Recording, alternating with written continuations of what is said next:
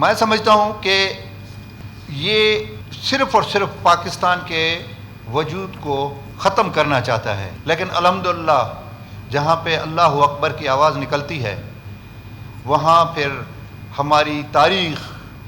313 جو مجاہدین تھے، جو صحابہ کرام تھے رسول کریم صلی اللہ علیہ وسلم کے ساتھ، وہ مثالیں ہماری موجود ہیں۔ اس کے جنگی جہازوں کا جو حشر ہوا، اس کے جو اگلے مورچوں کا جو حشر ہوا، اس کو سبق سیکھنا چاہیے کہ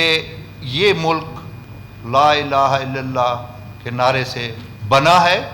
اور اس کا محافظ اللہ تعالیٰ کی ذات ہے۔ اس کے بعد ہماری افواج پاکستان جس میں بری، بحری اور ہوائی افواج ہیں، ان میں یہ صلاحیت ہے، ان میں یہ جرأت ہے، ان میں یہ جذبہ ہے کہ ایک کے مقابلے میں 10 کے مقابلے میں 100،